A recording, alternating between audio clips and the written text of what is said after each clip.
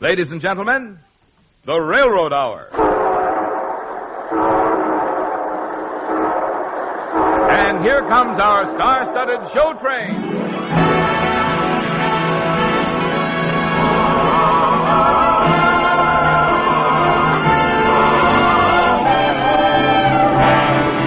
Tonight, the Association of American Railroads present Lawrence and Lee's version of The Wonderful One-Horse Shay by Oliver Wendell Holmes, starring Gordon MacRae and his charming guest, Lucille Norman. Our choir is under the direction of Norman Luboff, and the music is prepared and conducted by Carmen Dragon. Yes, tonight another musical premiere is brought to you by the American Railroads, the same railroads that bring you the food you eat, the clothes you wear, the fuel you burn, and the multitude of other things that you use in your daily life. The same railroads that bring you the finest in safe, comfortable, all-weather transportation at low cost. And now, here is our star, Gordon MacRae.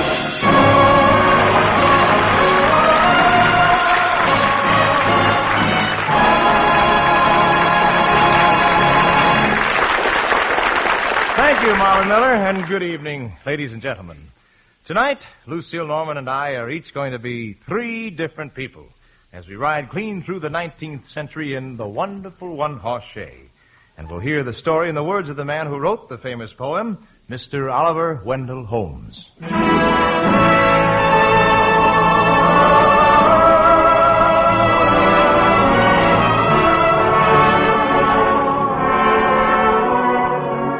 Have you heard of the wonderful one-horse shay that was built in such a logical way, it ran 100 years to a day, and then of a sudden it... but stay. I'll tell you what happened without delay. Have you heard of the wonderful one-horse shay? Tell me, built in such a logical way. Why a one-horse shay? Gonna run all spring, gonna run all fall. Built to run for 100 years if ever it runs at all. In making a shay, I'll tell you what. Tell me, you're bound to find a weaker spot. Oh, what a shame. There's a weaker spot, so without a doubt, that's the reason a shay breaks down, though it never wears out. I'm gonna build me a one-horse shay. Tell me, built to last till I'm old and gray. Wonderful one-horse shay. Gonna run all night, gonna run all day. Gonna run for 100 years. Gonna run for 100 years. If ever it runs for a day. Wonderful one-horse shay.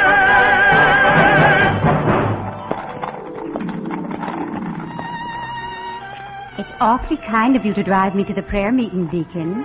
Pleasure's mine, Miss Nellie. After all, a shay may be made for only one horse, but there's room for two to ride. It's a handsome carriage, Deacon. Oh, it'll find its way to the junkyard. But doesn't everything wear out sometime? No, by Jehoshaphat. I've never known a carriage to wear out. What? Spring breaks, crossbars splits, hub cracks, and the whole carriage goes to the ash heap because one part was ailing and gave way. Hit up there, Ned! Well, seems to me that's the way of all things. Someday I'll show you, Miss Nellie. Someday I aim to build me a shay that'll last 100 years. Because every part will be exactly as strong as the next. Will you take me riding in it, Deacon, when it's done? Might do more than that, Miss Nellie. I might ask you to ride in it beside me for all your life and mine. Oh, Deacon. Listen, Miss Nellie, the church bells. Whoa, Ned. Whoa there, boy. Oh, it's so lovely, the twilight, chimes, and all the people gathering for prayer meeting. It sure is, Miss Nellie. Oh, how lovely is the evening, when to prayer the bells are calling, bells are calling, bells are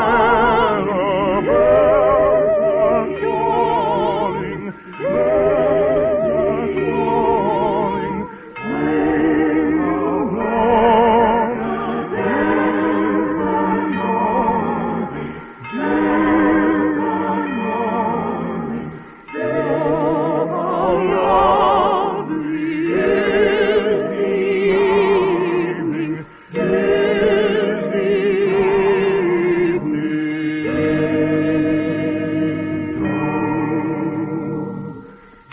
Come, Miss Nellie. Shall we go into the prayer meeting? My arm. Thank you, Deacon.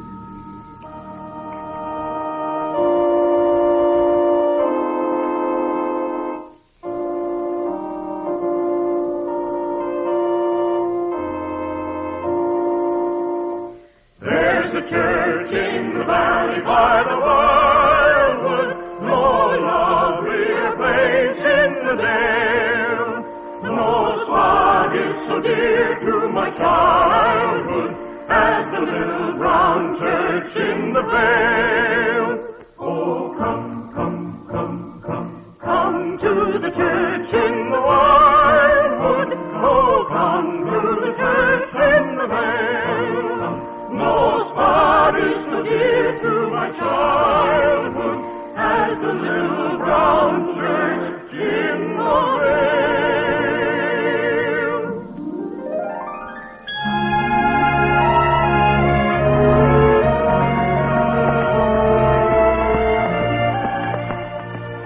It was a beautiful prayer meeting, Deacon.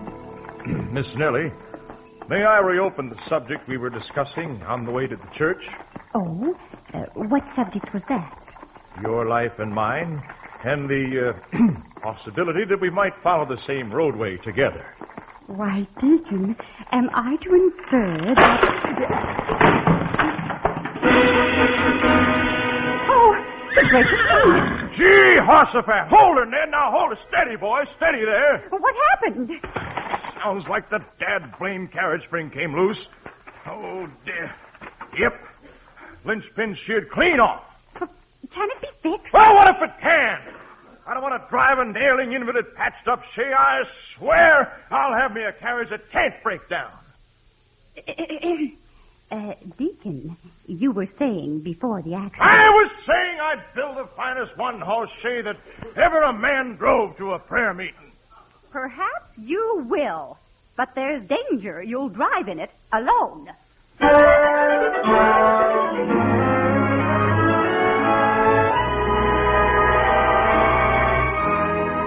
So the deacon inquired of the village folk where he could find the strongest oak that couldn't be split, nor bent, nor broke. The crossbars, ash from the straightest trees, lasts like iron for things like these. Spring and axle, bolt and screw, steel of the finest, bright and blue. That was the way he put her through. There, by Jupiter. Now she'll do.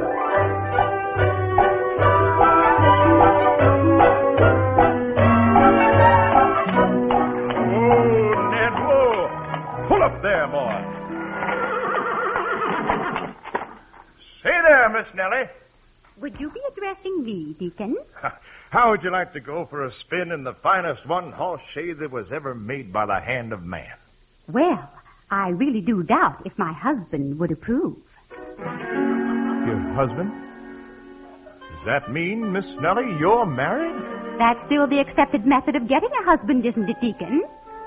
Yes, but, well, I thought that... You've thought of nothing but that one-horse Shay for months on end. So, when Silas Hotchkiss offered, Well, I hope you'll be very happy, Miss Nellie, you and your Silas Hotchkiss. And I hope you'll be very happy. You and your one-horse Shay.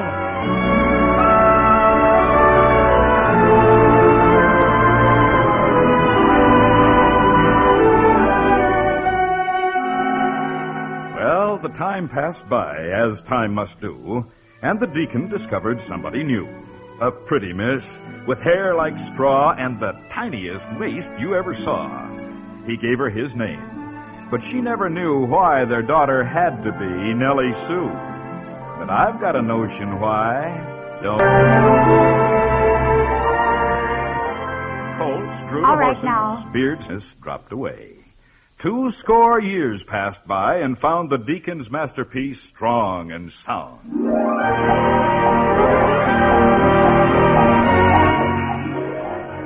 Look smart, Blackie. We're driving to town. Hey there! Oh, hold on a minute, would you, ma'am? Please? Whoa, Blackie. Whoa! Could I trouble you for a lift into town? Do I seem like the kind of girl who'd pick up strange men off the roadside? Oh, I'm not a strange man. I'm Silas Hotchkiss, Jr. See? Now you know who I am. Well... And I know who you are. Yes, sir, you're Nellie Sue, the deacon's daughter. How'd you know? Recognize your carriage. Always fun to ride in this wonderful one-horse Shay. Well, I guess it's all right. Climb on up. Oh, gee whiz. Thanks. Get up, Blackie. I said, get up, Blackie. Well, why don't you go? The flies around his ears, ma'am. They make a horse ornery. Here, give me the reins. All right. Shoo! Shoo, fly, shoo! Now, get up, Blackie. Let's go! Why, thank you, Silas. You're wonderful. Just gotta understand horse language. That's a trick. Now, I could see, plain as daylight, what this horse was saying to herself. Shoo fly, don't bother me. Shoo fly, don't bother me.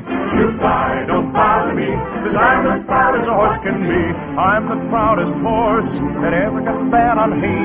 The reason is, of course, the wonderful one-horse Shay.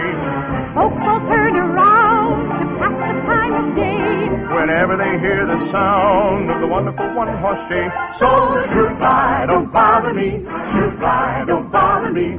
Shoo fly, don't bother me. 'Cause here comes the wonderful one-horse Shay. Here comes the wonderful one-horse Shay.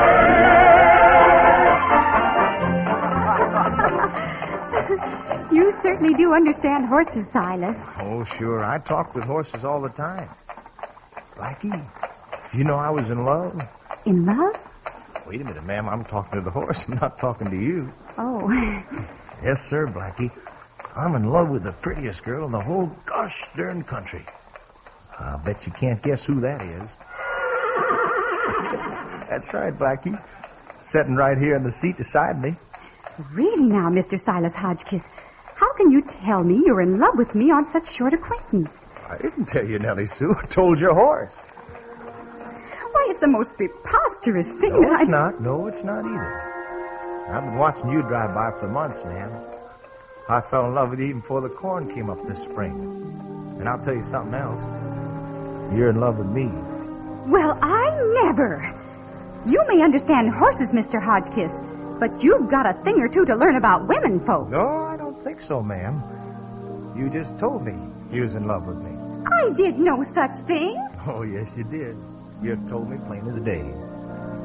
I know my lips have never met your lips in sweet caress. Your hand has never touched my hand with thrilling tenderness. You never spoke of love to me, and still somehow I know, for love has made me wondrous wise. Your eyes have told me so. I saw your eyes, your wonderful eyes, with love, light, and tenderness beaming. They thrilled me through, they filled me too, with wonderful dreams. I am dreaming.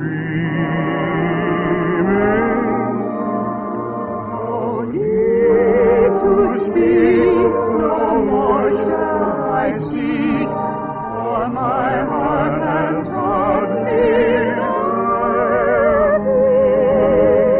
everything, and love has come at last. I know your eyes have told me.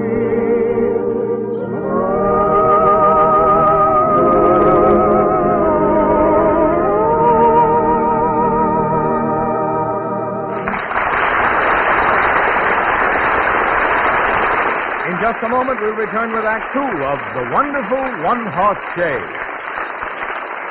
Have you made your plans for next Saturday? Before you do, remember, next Saturday is Armed Forces Day. And at military bases throughout the country, you are invited to come and see for yourself some of the efficient new weapons and methods acquired by every member of the defense team. Although you may not realize it, America's railroads are an important member of the defense team. For just as you and I look to the railroads to provide most of the transportation needed to keep us supplied with all the good things of a prosperous peacetime economy, so our armed forces depend on the railroads to supply them with a vast quantity and variety of equipment they need to defend us. In World War II, for example, the railroads hauled more than 90% of all war freight and carried 97% of all organized military travel.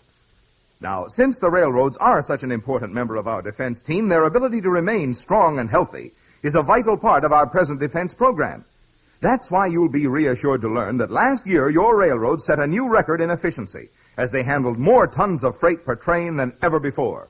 That achievement was built on the railroad's billion-dollar-a-year improvement program, under which the railroads have spent more than $9 billion since the end of World War II. The improved plant and equipment this expenditure has made possible are today a vital part of America's peacetime power. They are, in addition, an integral part of our armed forces' power for peace. And the railroad's ability to keep up this pace is essential to the stronger America toward which all of us are working. That's why each of us has a very real stake in the continued strength and health of our railroads, the nation's indispensable #1 form of transportation for commerce and defense.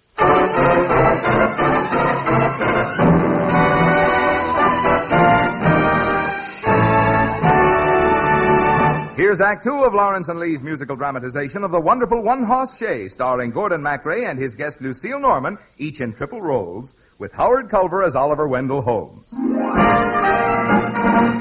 to run all night, built to run all day, built to run for 100 years, wonderful one-horse Shay.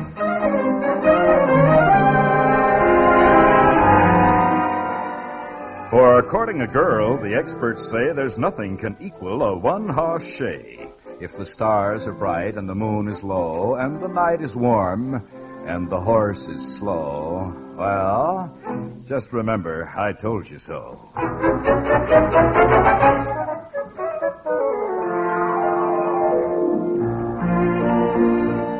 In the sky, the bright stars glitter.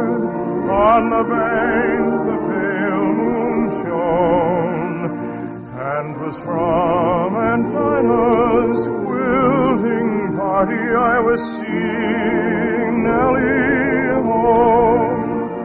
I was seeing Nellie home.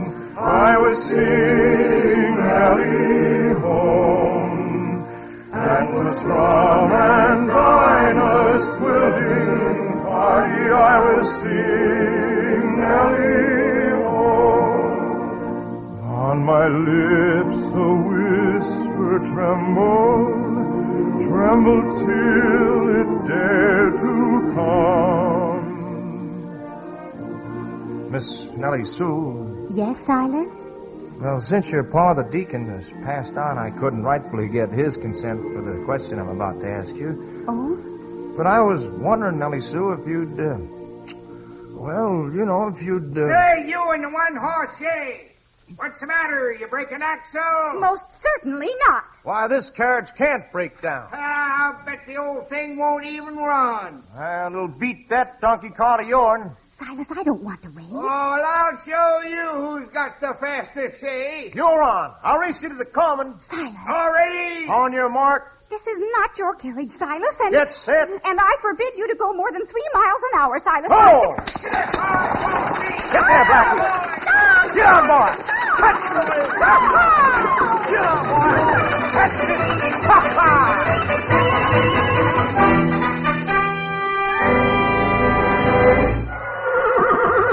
We won. We showed him our dust, Nellie Sue. Didn't you hear me expressly forbid you to race? Yes, but, I could never give my hand in marriage to a man who was so inconsiderate of my wishes. That fella insulted the one-horse Shay. My one-horse Shay. And will you kindly get out of it? Oh, Nellie, don't you want I should see you home? I'll see myself home, thank you. Good night, Silas Hodgkiss. Nellie! Oh, gee whiz.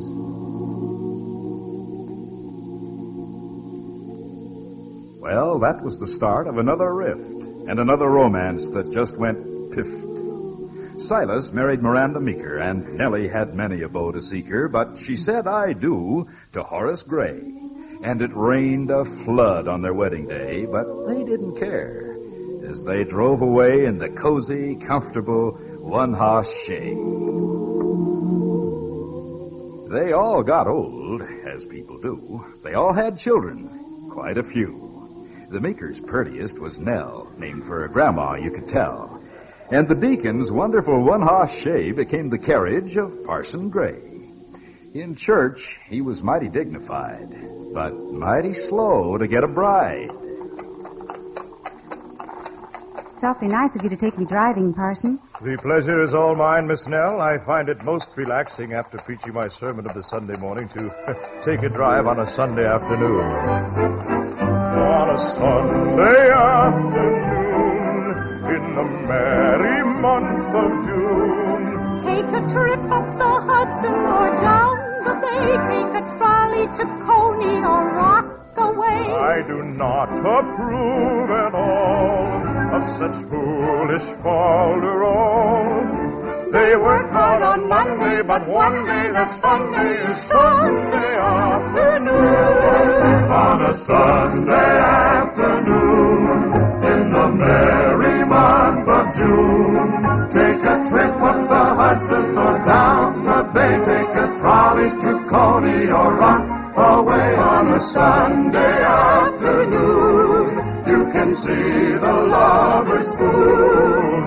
They work hard on Monday, but one day that's fun day is Sunday afternoon. Tell me, Parson Gray, what do you do for fun? Fun? Oh, dear me, Miss Nell, I never allow myself to pursue frivolities. These Sunday afternoon drives are my only excursions into the area of the good time. Oh, these horseless carriages, I think they should be kept off the road by law. Oh, I don't think so, Parson. I've been riding in Tom Neal's Bearcat, and it's a lollapalooza. Please, Miss Nell, don't employ such heathen language in my presence. Why, Parson, there's nothing wrong with lollapalooza. Please! Does not help us along the road to perfection. Perfection? Is that the road you're on? Must all endeavor to be as nearly perfect as we can. Now look at this carriage, Miss Nell. My sainted grandfather, on my mother's side, made up his mind that he wanted to make a perfect one-horse Shay. And he did it. He did? Oh, look at it. This Shay is 99 years old. On Sunday next, it will be exactly a century old. Every part of it is exactly as perfect as the next part. That's why it can't break down. Everything perfect.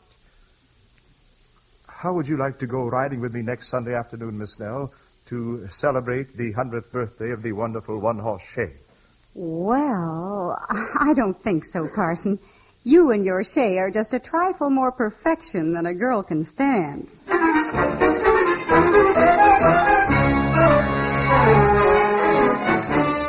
Little of all we value here wakes on the morn of its 100th year without both feeling and looking queer. In fact, there's nothing that keeps its youth, so far as I know, but a tree and truth. This is a moral that runs at large. Take it. You're welcome. No extra charge. The following Sunday, men might say that there were traces of age in the one-horse Shay, but nothing local. The deacon's art had made it so like in every part that there wasn't a chance for one to start.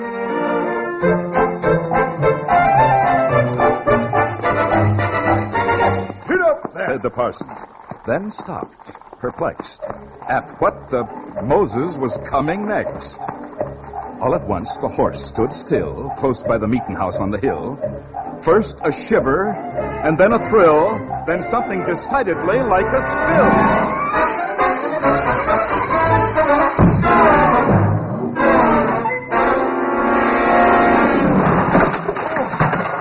Goodness gracious, dearie me. What do you think the parson found when he got up and stared around? The poor old Shay in a heap or mound as if it had been to the mill and ground. And so you see, if you're not a dunce, how it went to pieces all at once. All at once. And nothing first. Just as bubbles do when they burst.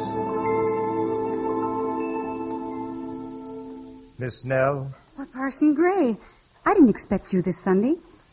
To tell you truthfully, Miss Nell, I've lost a little of my faith in human perfection. Oh? I understand now how it was you felt I might be a trifle over-righteous. Why, Parson, what happened to your wonderful one-horse Shay? It has been replaced, Miss Nell. Look. A Stanley steamer! I am about to take you for a drive you won't forget until our golden wedding day. Put on your old gray bonnet with the blue ribbon on it while the Stanley steamer chugs away. And through the fields of clover we'll drive up to Dover on our golden wedding day. Put on your old gray bonnet with a blue ribbon on it while the Stanley steamer chugs away. And through the fields of clover we'll drive off to Dover on our golden wedding day.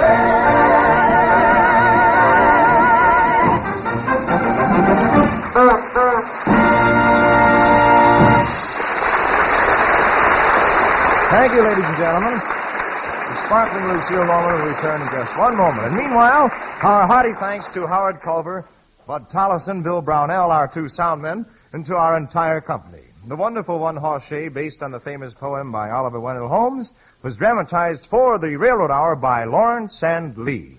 The Railroad Hour is brought to you each week at this same time by the American Railroads. Marvin? Anyone visiting a military installation on Armed Forces Day next Saturday is bound to be impressed by the new and greatly improved equipment and facilities our government has put into the hands of our fighting men. Also, essential to our defense effort are the tremendous improvements made in our vital railroad system since the end of World War II.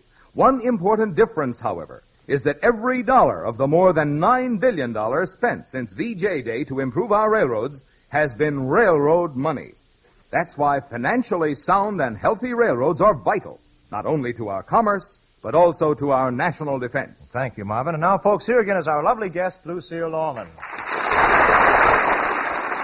Oh, this was wonderful fun, Gordon. Where's the show train going next week? We're going clean around the world in 80 days, Lucy, thanks to Mr. Jules Verne, who wrote our story. I'll be the punctilious Mr. Phineas Fogg, and guess who you're going to be. I'm afraid to guess. Well, here's a little hint. You're going to be the Indian princess that I rescue on my way round the world. Sounds like fun, Gordon. I'll have pale hands just for the occasion. Good night, Lucy. As always, you were wonderful. All aboard! Well, dear friends, it looks as though we're ready to pull out. And so until next Monday night, and around the world in 80 days, on behalf of the other members of the cast and of the American Railroads, this is your friend Gordon MacRae saying good night.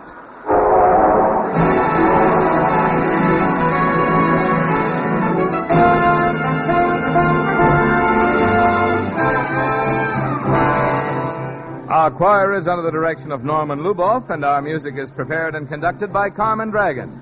This is Marvin Miller saying good night until next week for the American Railroads, and reminding you at least 250,000 Americans suffer from the mysterious and crippling disease multiple sclerosis. Its cause and cure are presently unknown, but increased medical research offers hope for finding the key to the mystery. Won't you help by supporting the National Multiple Sclerosis Society? Now stay tuned for your Monday night of music on NBC.